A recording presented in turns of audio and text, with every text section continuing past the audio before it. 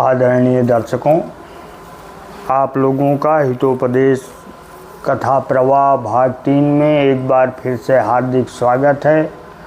हम आपके हार्दिक आभारी हैं। आपने हमारे भाग 1 और भाग 2 के प्रसंगों को धैर्यपूर्वक देखा और सुना और मुझे इस बात की बहुत ही प्रसन्नता है।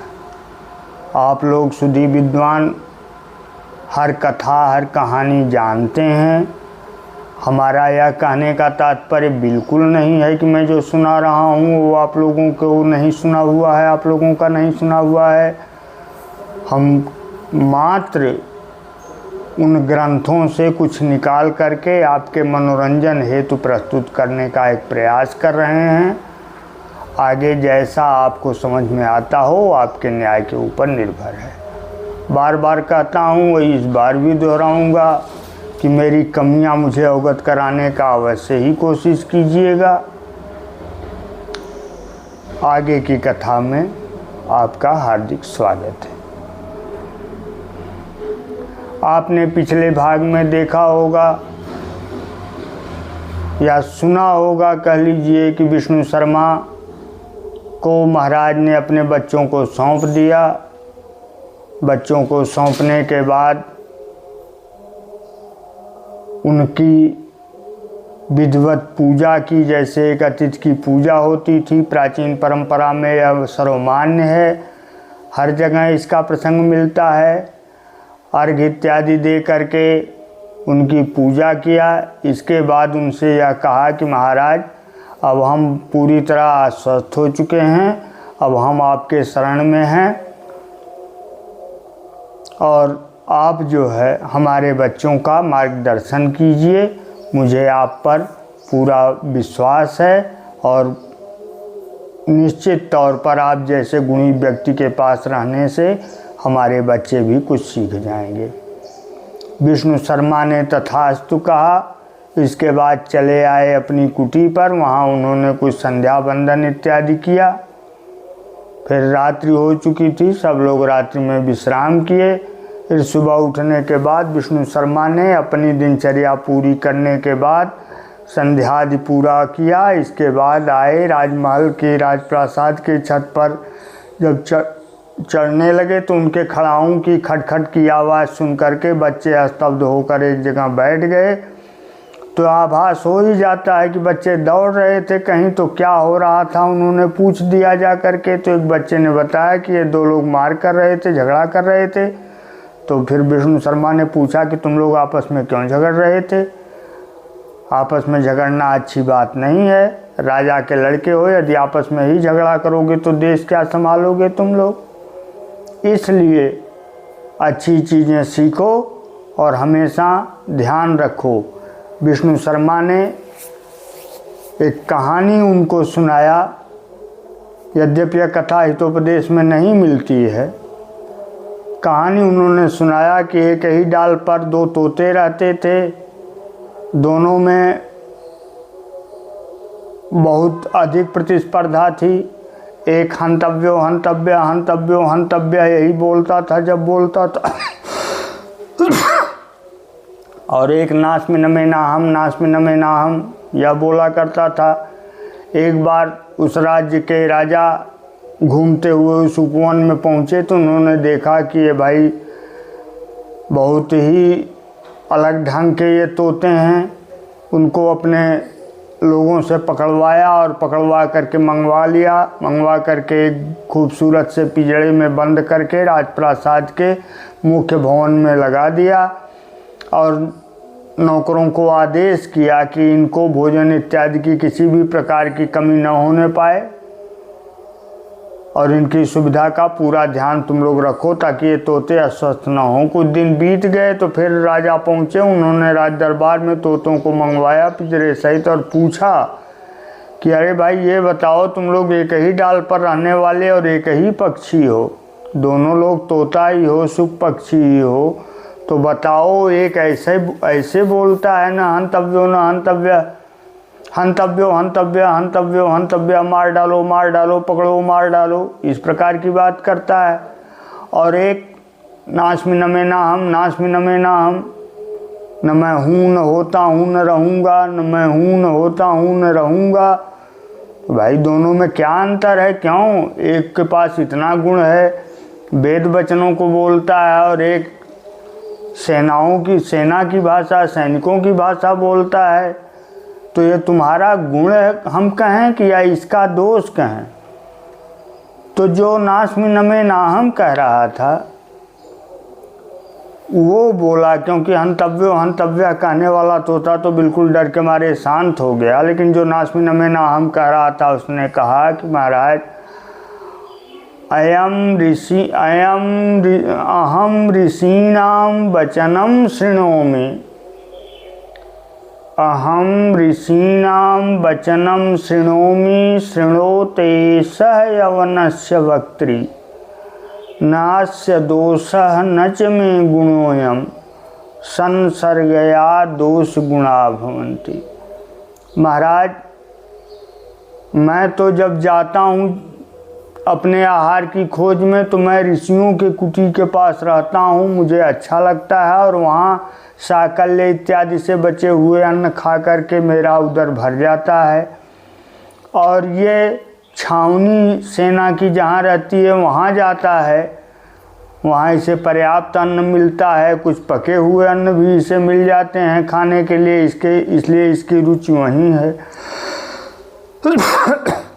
किंतु उनकी भाषा सुन करके यह ऐसा बोलता है तो इसमें इसका कोई दोष नहीं है महाराज, और मेरा कोई गुण नहीं है, क्योंकि श्रुतियाँ कहती हैं कि संसर्गया दोष गुणा भवन्ति, साथ रहने से ही दोष और गुण दोनों आते हैं। ऐसे भी अर्थ लगा लीजिए कि साथ रहने से दोष भी गुण हो जाते हैं और गुण भी दोष हो जाते हैं। तो विष्णु शर्मा ने उन बच्चों को समझाते हुए आगे कहा कि गुणा गुणज्ञे सुगुणा भवन्ति, जो गुणवान पुरुषों के बीच में रहते हैं वो गुणवान होते हैं। ते निर्गुणम प्राप्य भवन्ति दोषा, किंतु वही जो गुणहीन व्यक्तियों को प्राप्त कर लेते हैं यानी उनके साथ रहते हैं वो दोष युक्त हो जाते हैं। आस्वाद तोया प्रवहन्ति नद्यः, नदियाँ जितनी हैं वो आस्वाद तोया हैं, वो मीठे जल को लेकर बहती हैं। यह प्रामाणिक तौर पर मान्य है, इसे किसी को बताना नहीं है। हर नदी का पानी पीने युक्त होता है, किंतु समुद्रमासाद्य भवन्त्यपेया, यही जब समुद्र में पहुंच जाता है जल तो अपेय हो जाता है, यानी पीने योग्य नहीं रह जाता। तो आप लोग राजपुत्र हैं, राजा के लड़के हैं, इसलिए आपस में ये बिना वजह का झगड़ा न कीजिए, क्योंकि आपस में झगड़ने से व्यक्ति कमज़ोर होता है और हर बात वहीं पर बिगड़ने लगती है। फिर उन्होंने एक कहानी के माध्यम से बच्चों को आकर्षित करने के लिए कहा कि तुम लोग राजकुमार हो, अच्छे कामों में अगर अपना मन लगाओगे तो अच्छी तरह से बहुत कुछ कर सकते हो, और गलत कामों में मन लगाओगे तो भाई राजकुमार तो हो ही, वह भी कर सकते हो, लेकिन सिवाय निंदा के उससे तुमको कोई फ़ायदा नहीं मिलेगा। तो राजकुमारों ने अपने मन में सोचा कि आखिर हम कर ही क्या सकते हैं, हम तो असाधना भी हैं, हम लोगों के पास कोई साधन नहीं है, क्योंकि अभी हम छोटे हैं। बड़े लोगों के पास तो कई साधन हैं, घोड़े से जाते हैं और चीज़ें हैं, सब कुछ कई साधन उनके समझ में आया, उनका बाल मानस जितना समझ सका था। और वित्तहीन भी हैं, क्योंकि मौके पर ही पैसा मिलता है, मेला देखने जाना है तो घर से पैसा मिलेगा, कॉपी किताब कुछ खरीदनी है तो घर से पैसा मिलेगा, किसी विशेष ज़रूरत पर घर से पैसा मिलता है, लेकिन इन पैसों से भी उतना काम हो पाता है जितने की ज़रूरत होती है। और प्राप्त कराने वाला या देने वाला उतना ही देता है जितने की आवश्यकता हमको समझ में आती है। तो हम ऐसा कैसे कर सकते हैं? तो उसमें से एक ने स्वयं पूछ ही दिया महाराज विष्णु शर्मा से कि गुरुवर ये बताइए कि हम लोग साधनहीन हैं, वित्तहीन हैं, बच्चे हैं, तो कैसे हमारा काम आगे बढ़ सकता है? तो उन्होंने समझाया कि असाधना वित्तहीना, जो असाधन थे यानी जिनके पास कोई साधन नहीं था, वित्तहीना, वित्तहीन थे जो जिनके पास धन नहीं था, बुद्धिमन्तः सुहृत्तमा, किंतु जिनके मित्र बुद्धिमंत थे, बुद्धिमान थे, साधयन्त्यासु कार्याणि, उन्होंने अपने कार्य को बिल्कुल साध लिया। जानते हो ये कहानी तुम लोग, कौन कौन लोग थे? तो बच्चे शांत हो गए। तो उन्होंने आगे कहा कि काक, कूर्म, मृगाखुवत, कौआ, कछुआ, हिरण और चूहा की तरह। तो बच्चों को जिज्ञासा थोड़ा बढ़ गई। उन्होंने कहा कि जरा बताइए आगे की ये कहानी क्या हुआ था, इन लोगों ने कैसे अपना काम पूरा किया। तो सबसे पहले उन्होंने कौवे की कहानी सुनाना प्रारंभ किया। उन्होंने कहा कि गोदावरी नदी के तट पर एक सालमली का वृक्ष था। सालमली कुछ लोग समी वृक्ष को कहते हैं, कुछ लोग कहते हैं नहीं सेमर का वृक्ष था। तो जो भी रहा हो, लेकिन नाम उसका सालमली ही आता है। और उसका जो भी अर्थ किया जा रहा हो या किया जाता हो, अपनी सुविधानुसार लोग जगह जगह बताते हैं, उस पर बात नहीं अधिक करनी है हमको। तो उस वृक्ष पर नाना देशान समागत्य, कई देशों से आकर के पक्षी निवास करते थे। उसमें बहुत पहले से एक डाल पर वहाँ एक कौआ भी अपना नीड़ बनाकर रहता था।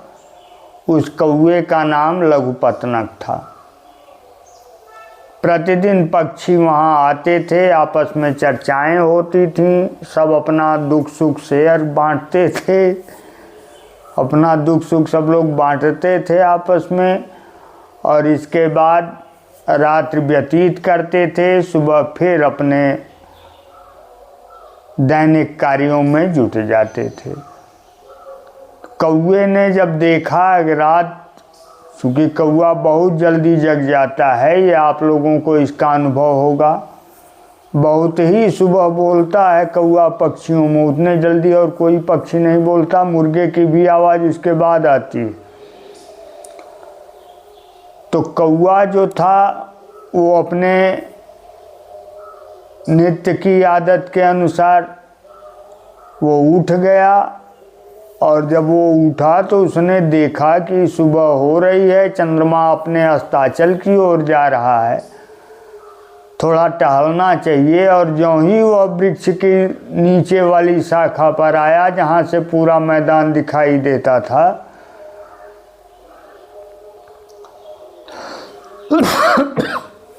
तो उसने देखा कि एक बहेलिया अपने कंधे पर एक जाल रखे हुए है और एक मटकी लिया है जिसमें कुछ दाने रखा हुआ है।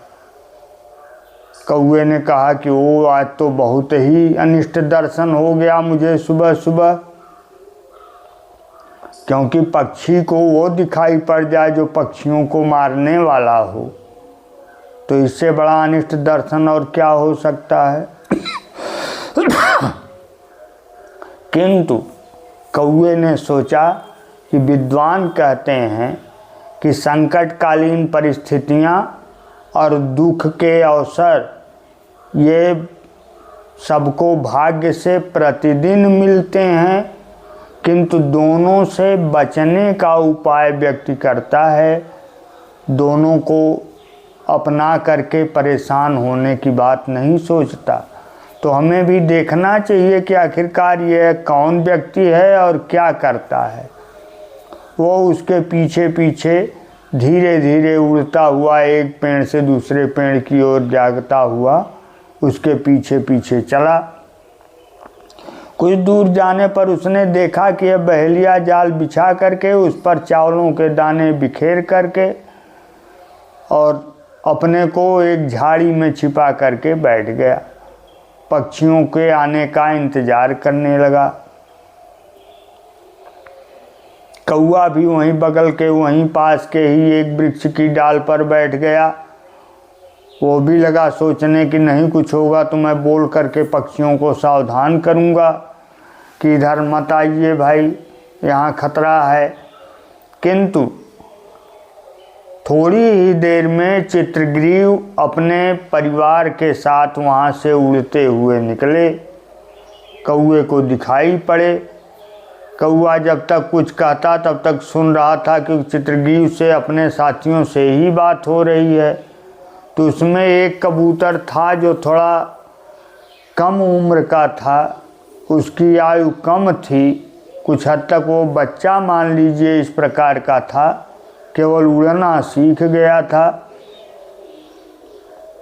उसने कहा कि महाराज आप आज्ञा दीजिए, हम लोग इन दानों पर उतरें। आज तो बहुत अच्छा दाना बिखेरा हुआ है, यहाँ पर पड़ा हुआ है, हम लोगों को अधिक मेहनत नहीं करनी पड़ेगी। तो चित्रग्रीव ने समझाया उसको, कह रहे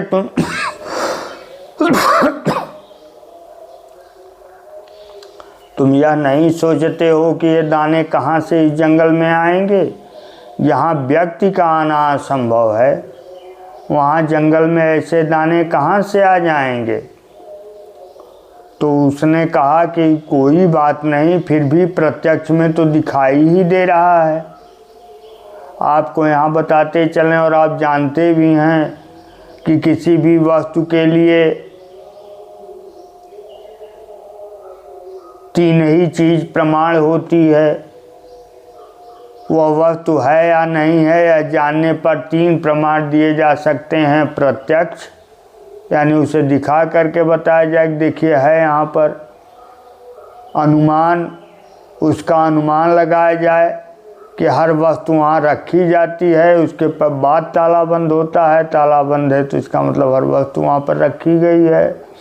और आगम यानी किसी ने कह दिया कि नहीं नहीं हमने देखा है भाई, वो रख दी गई है, सुरक्षित है। तो प्रत्यक्ष में तो दिखाई ही दे रहा है महाराज कि चावल गिरा हुआ है, तो फिर इसमें सोचने की क्या बात है। तो उन्होंने कहा कि नहीं, इतना ही नहीं सोचना है, ये विपत्ति का कारण बन सकता है। क्योंकि शास्त्र कहते हैं कि सहसा न विदधीत क्रियाम अविवेक परमम परापदम। अचानक कोई कार्य नहीं कर देना चाहिए, क्योंकि यह बहुत बड़ी आपदा लेकर के आता है, अचानक किया हुआ कार्य। तो उसने अपना तर्क दिया। उस कबूतर ने कहा कि महाराज संसार में ऐसा कोई कार्य नहीं है जिसमें जोखिम न हो। हर कार्य संकट से घिरा हुआ है और बिना अपने को दांव पर लगाए कोई भी उपलब्धि व्यक्ति नहीं प्राप्त कर सकता। चित्रग्रीव ने समझाया कि ये सब मूर्खता की बातें हैं, ऐसा मत सोचो। ऐसा यदि सोच लोगे तुम तो यही हाल हो जाएगी जैसे एक बाघ ने मूर्ख बना करके एक सीधे साधे व्यक्ति को फंसाकर मार डाला।